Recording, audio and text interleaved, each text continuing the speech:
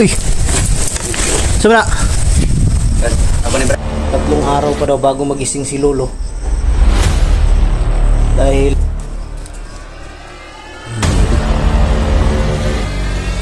baka may pera ako bukas, maaari akong bumalik dito, dagdagan ko yan. Pati ano, kay Lolo. Yun mga idol, sa mapagpalang araw sa lahat at mapagpalang hapon sa lahat. So yun, sa araw na to,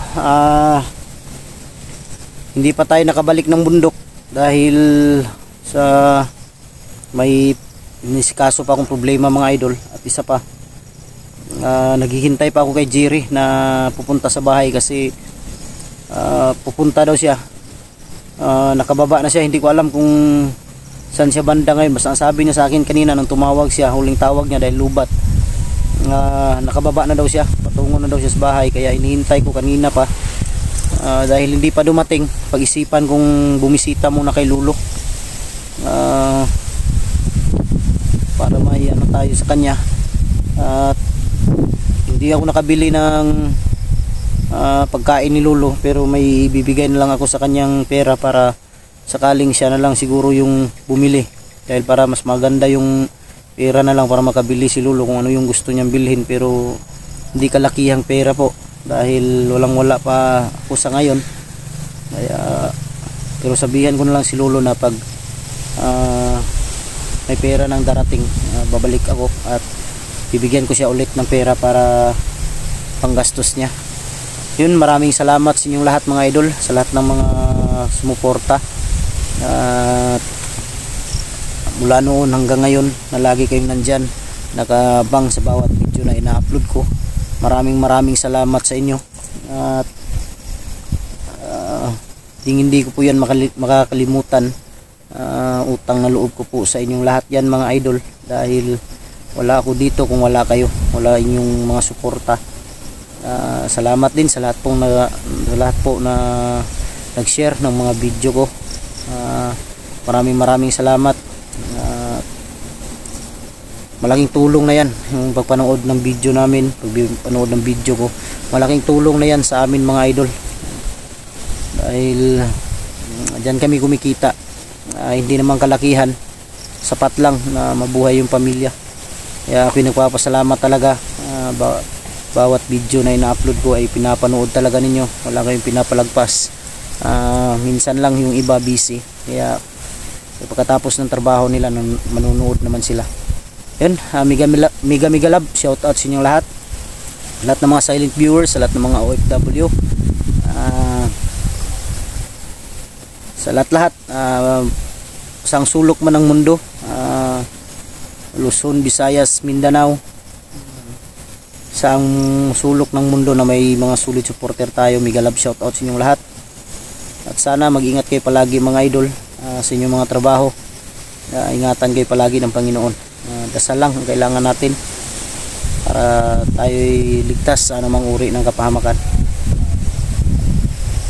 Hintayin ko mamaya, baka biglang darating si Jerry sa bahay. Kasi sabi niya kanina nung maputol yung usapan namin, papunta na daw siya. Pero hindi pa nakarating.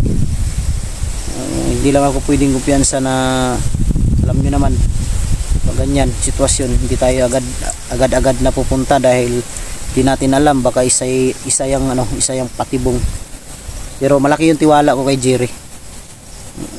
Pagkatapos ko kalulo, puntahan ko rin si Reden para may update ko yung kalagayan niya dun sa pinaglagyan namin sa kanya, para makita ninyo yung sitwasyon ni Reden. Yung pinaglagyan ko sa kanya, simpleng kubo, walang halos bubong. Importante may masilungan siya, matulugan siya. Hindi kasi pwede sa bahay, alam nyo naman, delikado din sa bahay, baka biglang may lumusob. Kanina nga hinatid ko na naman yung asawa at dalawa kong anak dun sa mama ng asawa ko para safety sila dun banda, dahil kung sa bahay delikado. Kahit na ako lang mag-isa sa bahay, okay lang sa akin. Kaya naman nating lumaban kung sakasakaling magkagipitan. Hindi tayo pwedeng magpauna, kailangan natin tayo yung makauna. Nyo lang yung video na i-upload ko na nasa bundok na ako. Hindi lang ako magsabi kung kailan ako aakyat para hindi tayo mamonitor, dahil ang kalaban ngayon ay nakamonitor bawat galaw ng mga hunter. Ayun, ulitin ko, maraming salamat. Hindi ko na lang isa-isahin mga idol yung pag shoutout muna dahil gabi na, baka butan ako ng dilim.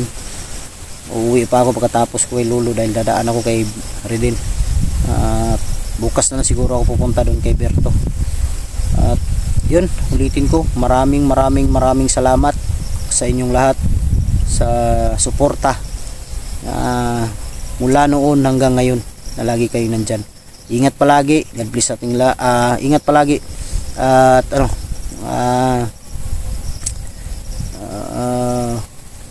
pagdarasal ko kayo lagi mga idol, ligtas kayo sa anumang uri ng kapamakan, mailayo kayo sa anumang uri ng sakit. Maraming salamat at I love you all. Kararating ko lang dito sa bahay ni Lolo, pero tiningnan ko sa sa loob at dun sa likod, parang wala yatang tao, pero nakabukas naman yung nakabukas yung pintuan ni Lolo. Baka may makabay pinuntahan lang, kaya hihintayin ko saglit, baka darating si Lolo. Ayun bukas naman yung bukas naman yung pintuan. Yan, nagmotor ako papasok dito para mas madali na makarating.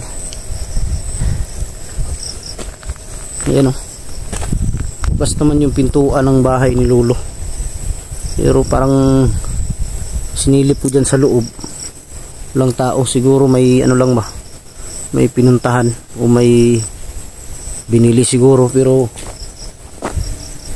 paano makakaano si Lolo kung wala siyang masakyan, dahil itong bahay ni Lolo sobrang layo pa sa may sentro na sa baryo, yung may mga tindahan kasi dito yung bahay ni Lolo, nag-iisa lang to dito, palibutan ng mga puno ng saging.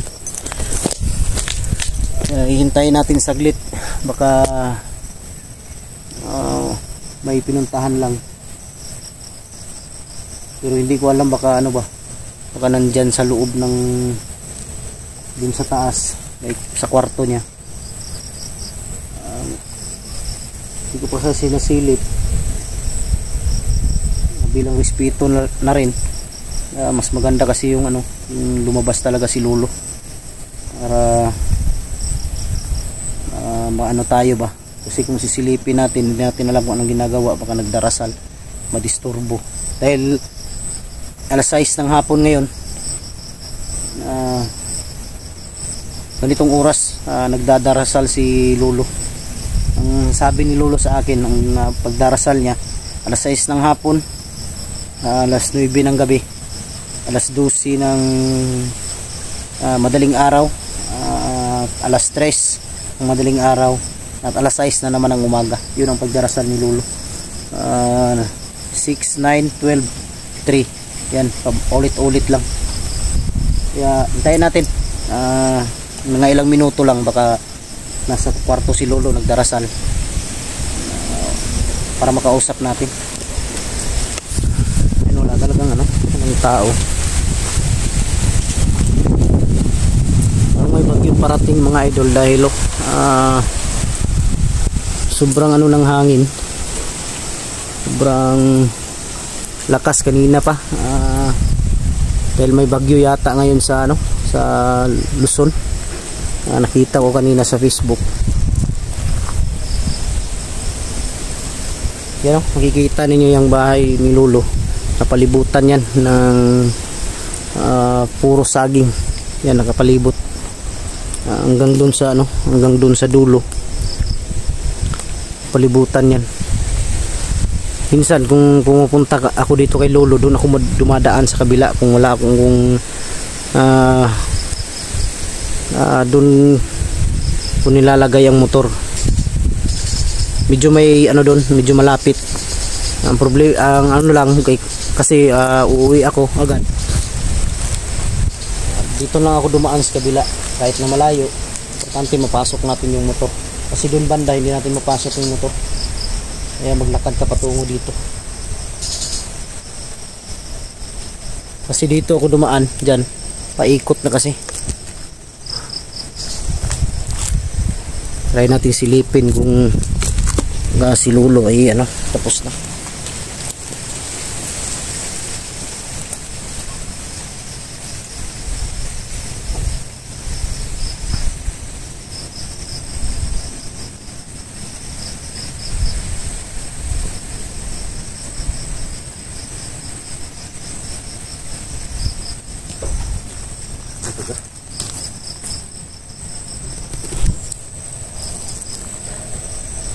Parang may naano na ko dyan sa taas. Parang may naririnig na akong apak ng Lo? Lo? Uy! Saan na?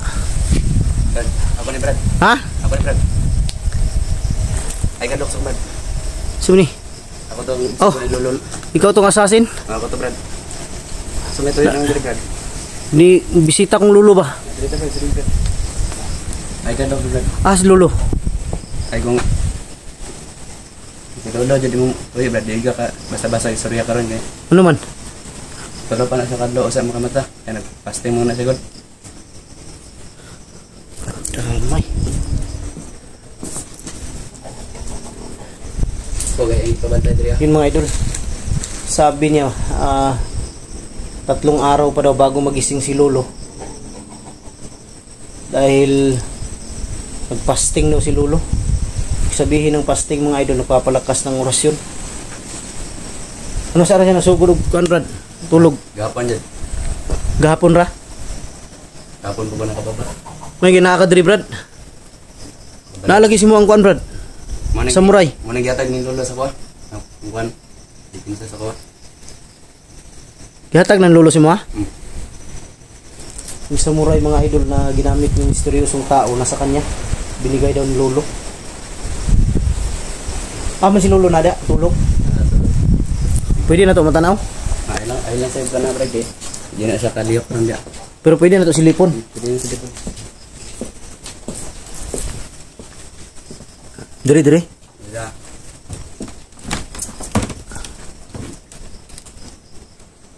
Idol.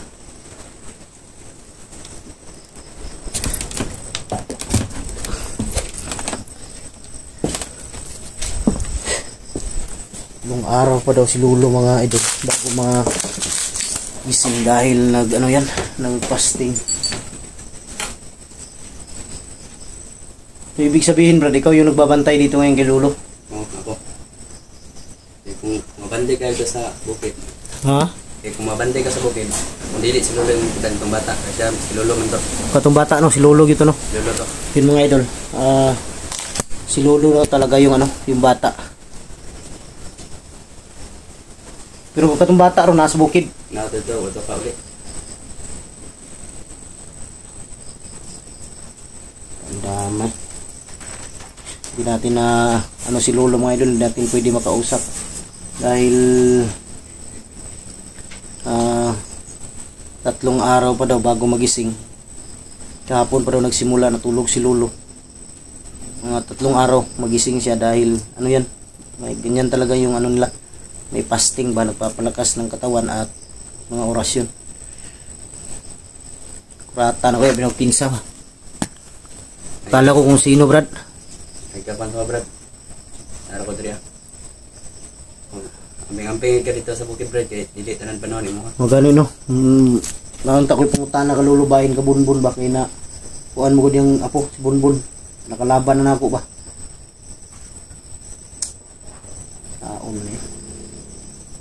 Balik na lang siguro ko diri Brad si dagan ani kay dili pa man na maistorya si Lolo. Balik ra diri mga Biyernes Brad. Biyernes na siya mo ko Biyernes na yan mga idol. Idol, araw daw ng Biyernes magising si Lolo. Ano pang ngayon? Martes yata ngayon.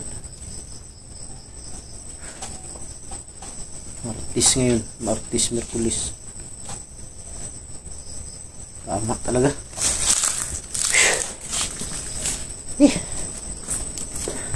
May ano sana ako, Brad. May bibigay sana ako kay Lolo, pero dahil hindi natin makausap si Lolo, sabi mo, sa'yo ko na lang ibibigay. Dahil andito ka, ikaw naman yung bantay dito.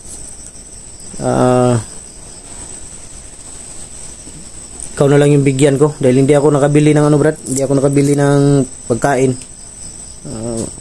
Pira na lang ibibigay ko para maibigay mo, magastos ninyo dito ba sa pambili niyo ng bigas, ulam. Pero ano to, Brad, hindi gaano kalakihan. Importante makabili kayo ng ano, makabili kayo ng bigas. Kung sakaling hindi mga ako makapunta dito, isabi na lang kay Lolo na dito ako galing. So Brad, ito lang muna, Brad, kasi baka may pera ako bukas, maaari akong bumalik dito, dagdagan ko yan. Kay Lolo yan, ha? Salamat kay Brad. Laging tulong na po yan. Malaking tulong na po to. Butin lang yan, ayan, pambili mo ng ano. Dahil alam ko dito ka. Dito ka lang sa loob, Brad, o nag-iikot ka dito sa labas? Labas dito. Labas pasok ka. Babantay ka rin sa labas. Tagal pa, no? 3 araw pa bago magising si Lolo. Pala, sumilip ako dito kanina. Ilang tao, butin lang, may narinig akong apak ng ano sa sahig. Kala ko si Lolo na. Bigla kang sumalubong. Kala ko napasok na yung bahay ni Lolo ng bandido.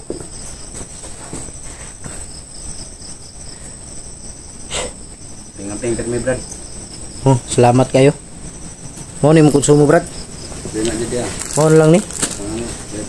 Ito na lang daw yung kinakain niya, mga idol. Bili mo yan ng ano, Brad, para kay mga Lolo.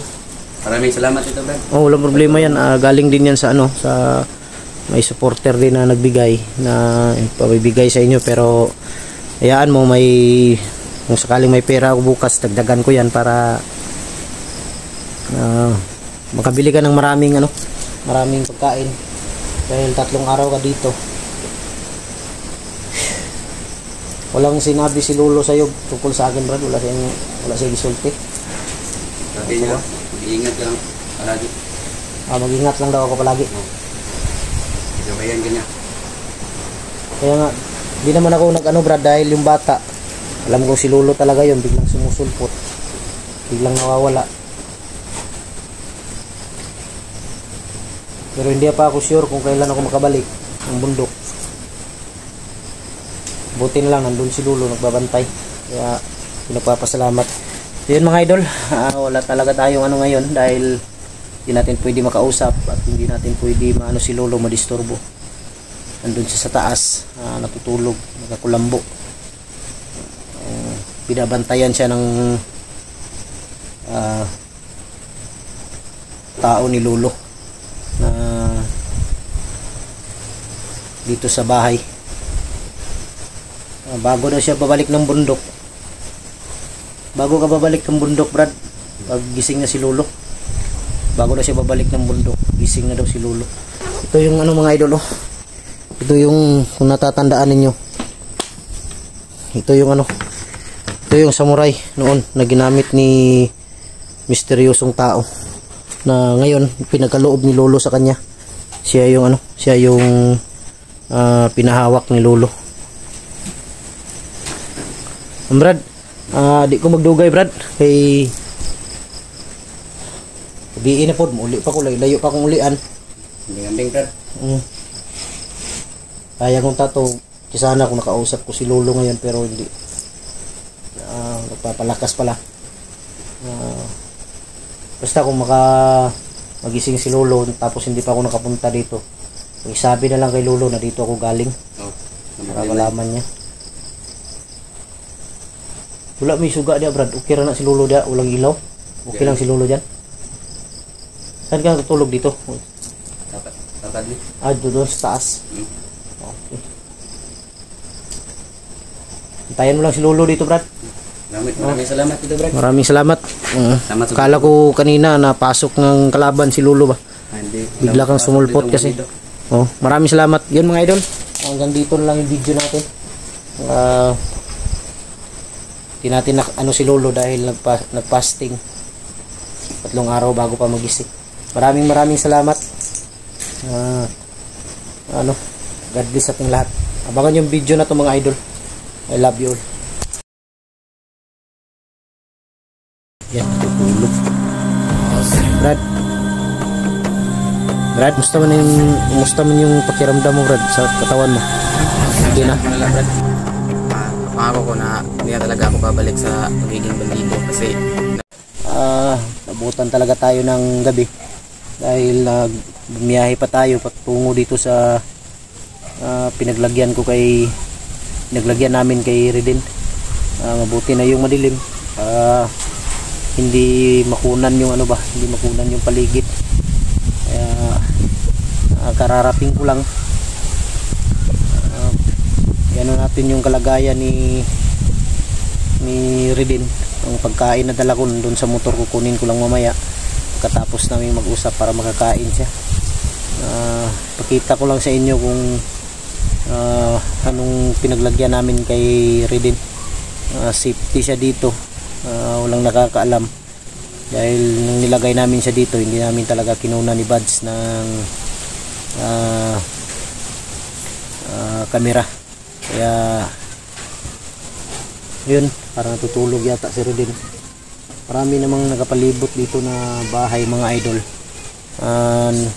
Nakiusap lang ako sa may-ari nito na kaibigan ko rin na kung pwede ba dito lang muna si Reden. Abutin lang, pumayag, wala namang nakatira. Pero ano lang talaga, pag malakas yung ulan talaga, mabasa talaga siya sa loob. Kaya yun. Ito mga idol, ito yung tinuluyan ni Reden. Yan, pasukin natin sa loob. Yan, dito siya dito namin siya nilagay. Den Brad, yan, natutulog. Brad,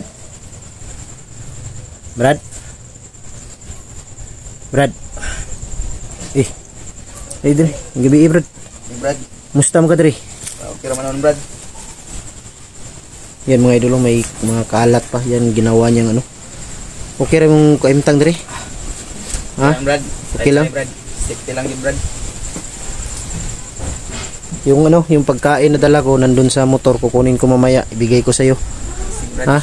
Musta yung pakiramdam mo? Mabuti naman, Brad. Okay ka na? Hindi na medyo malala. Hindi na malala. Dito tayo, Brad.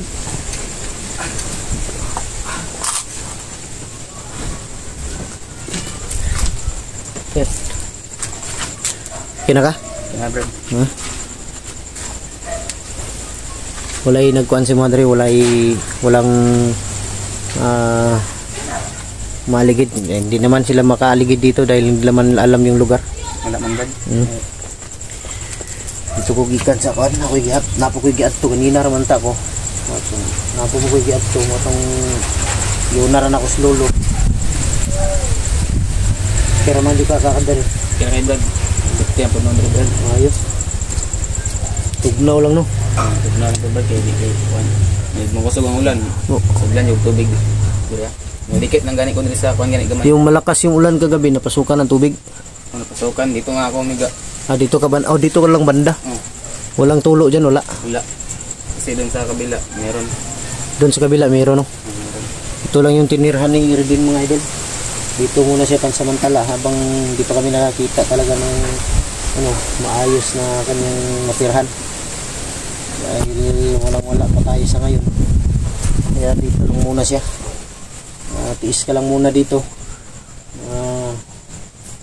Hindi ka magtatagal dito, ililipat kita. Hanapan kita ng malipatan na mas maganda. Kahit magbayad tayo buwan-buwan. Kaya dito ka lang muna. Nagdala ko ng pagkain mo, konsumo para may ano ka araw-araw. Dito ka nagluto? Saan ka nagluto? Sa labas. Doon ka sa labas nagluto? Sa hayo. Doon daw siya sa labas. Dito sa loob. Pag ulan dito ka sa loob. Doon daw siya sa labas nagluto, mga idol. Okay lang yung mga ano dito, yung kapitbahay mo. Okay lang. Wala naman problema dahil paalam naman tayo sa may-ari. Ito. Kaya baka siguro baka may pera ako bukas. Hindi lang ako mangako. Dalan siguro kita dito ng solar kahit maliit lang para may ilaw ka lang tuwing gabi ba? Ha? Para yan mga idol, malakas na naman yung hangin. May bagyo kasi. Dalan kita ng solar dito.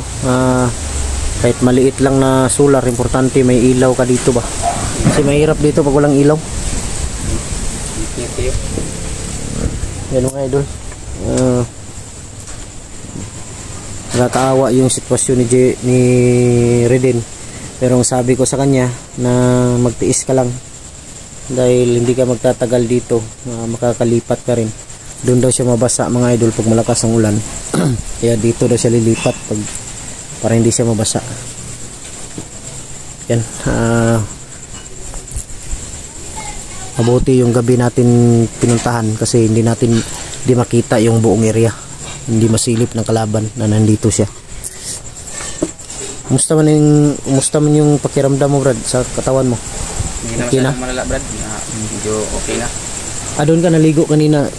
Doon ka naligo sa may balon? May balon dito mga idol dyan sa unahan. Doon siya naligo. Bukas siguro kung may bakante ako, babalik ako dito para magdala ng damit mo. May mga extra namang damit doon ang anak ko na hindi na niya sinusuot. Maaari ko yung ibigay sa'yo, pasuot ko sa'yo para may maano ka, may magamit ka ba. Parang ginawa sa ina, Brad. Dalawa lang yung damit mo dito. Dalawa lang yung damit niyang dala mga idol. Kaya bukas babalikan ko siya. Dalan ko siya ng damit dahil may mga damit doon na hindi na ginamit ng anak ko, yung panganay ko. Kahit malaki yun dahil matangkad na bata yun, okay na yun basta may masuot ka lang. Okay na yun. Importante may masuot ako. Huwag ka lang kumpiyansa dito ha, dahil hindi nga ako lumalabas dito. Huwag ka lang dito sa labas yung pag huwag ka lang lalabas, dito ka lang sa loob. Tapos bantayan mo yung paligid mo, baka may makapasok ba, baka hindi bandido, baka may papasok na iba ba, matripan ka. Mag-ingat ka lang. Pero mamaya bago ako alis, may iiwan ako sa iyo dito na pangdipinsa mo kung sakasakaling mas maganda sana kung may cellphone ka para sakasakaling may mapansin ka, makontak mo ako, madali ako makapunta dahil malapit lang to dito. Yung lugar na to malapit lang sa bahay. 4 na kilometro lang, kaya madali ako makapunta. Basta kung sabi ko lang sa'yo na huwag ka lang kumpiyansa. Mamaya pagkatapos nating mag-usap, mag-upcam tayo, samahan mo ko dun sa unahan lang, kunin natin yung dala kong pagkain para sa'yo para may makain ka. May doon, may dinala din akong tuwalya, towel para magamit mo pagkatapos mong maligo. Mga idol, nakakaawa yung sitwasyon ni Reden dito. Wala pa kasi akong nakitang maayos na pwedeng paglagyan sa kanya. Iwan ko lang si Bad siguro. Tulungan namin ni Bads na manapan namin siya ng matirahan. Yung ko, Brad. Wala nga sana ba yung asawa ko ba? Yun ang pangako namin sa iyo na anong nangyari sa kanya din. Tutulungan namin yun. Huwag ka lang mag-alala, maghintay lang tayo. Pagbalik ko ng bundok, yun ang mission ko, na matulungan din yung asawa mo na makuha para makasama mo kung sakasakali makahanap kami ng matirhan mo na maayos. Makasama mo siya, tapos para maganda na yung buhay mo. Basta yung sabi ko lang sa iyo na na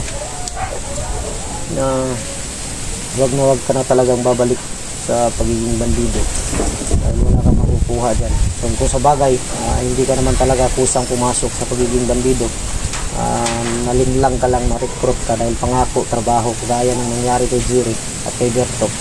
Trabaho yung pangako, pero sa bundok sila dinala para maging isang bandido. Kaya tutulungan ka namin, abot ng aming makakaya. Huwag ka mag-alala. Importante lang, safety ka dito ngayon. Kaya pinagpapasalamat din sa may-ari nito na pumayag na kaibigan ko. Wala namang nakatira, kaya pumayag siya. Ayun mga idol, dito nakatira si yan, walang maayos na bubong. Yan, walang maayos na bubong. Pag umuulan, lalo na pag malakas yung ulan, lalo na ngayon malakas na naman yung hangin, sigurado ko uulan to mamaya. Kung uulan, Brad, umari maghanap ka dito sa gilid banda or dito. Problema lang dito, walang sahig. Basta yung komportable ka lang na hindi ka mabasa. Talagang mababasa ka dito pag malakas yung ulan. Dun sana sa bahay, pero alam mo naman yung sitwasyon ngayon, delikado pa. Pag malaman nila, hindi ako nagkumpiyansa talaga sa bahay. Nag-iingat ako dahil hindi ko alam, baka bigla silang lulusob. Kaya doble ingat lang. Kahit ikaw dito, ingat lang. Huwag kang masyadong lumalabas sa umaga. Baka may makakilala sa'yo or ano. Pero wala, posible na may makakilala sa'yo dito. Safety ka dito. Malayo naman to, malayo to. Samahan mo ko mamaya, puntahan natin yung pagkain mo. Salamat, Hindi ka na magluto dahil nagdala ako ng kanin at saka mga dilata para diretso ka na kain. Hindi ka na magluto ngayon, kakain ka na lang para bukas pwede ka magluto. May dala akong bigas doon, mga yun, 2 kilo yata yun, 3. Tagal-tagal mo rin yung dahil ikaw lang mag-isa, maubos. Tiis lang, huwag ka lang mag-alala. Pangako ko, yung asawa mo makukuha natin yan. Basta lang tayo, dasal. Alam ko sa bundok may narinig ka bang pangalan na Jerry na bandido? Meron, Brad. Meron ka narinig? Meron. Pero nagkita kayo ni Jerry? Hindi ko siya naabutan, Brad. Pero narinig mo yung pangalan na yan? Narinig ko lang, Brad. Marami siyang sinasabi tungkol sa mga idol. May narinig pala siya na pangalang Jerry sa bundok, pero hindi daw sila nagkita. Parang nauna yata si Jerry na recruit. Bago siya, siguro sa ibang siya muna dinala, naka-as destino. Pero narinig mo na sa usapan nila na may mga bandidong tumakas na sumama sa vlogger. Marami akong narinig, Brad, tungkol sa kanila, Brad. Narinig mo na may tumakas? Anong sabi nila, Brad? Pag nakita nila? Marami ang sinabi nila, Brad, tungkol sa yung mga kasamaan nilang tumakas. Yung last narinig ko yung nag-usapan nila yung Jerry daw na pangalan. Jerry ang pangalan? Jerry pa. Pero hindi ko siya naabutan, yung Jerry. Pero wala ka narinig na anong gagawin nila pag nahuli noon? Hindi ko na maalala, Brad. Kasi sobrang rami ng nag-usapan nila doon. Mga idol, hindi ko na maalala. Narinig daw niya usapan na si Jerry daw talagang hinahanap nila. Hanap pa rin nila. Nahuli nga nila, pero mabuti na lang si Jerry nakatakas.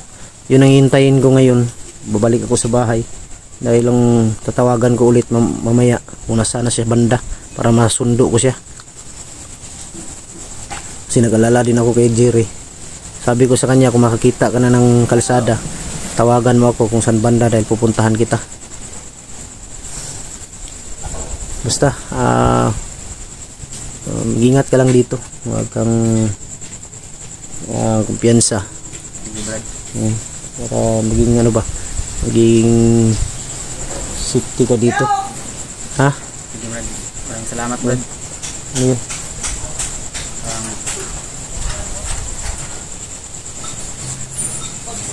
Sumigaw ba?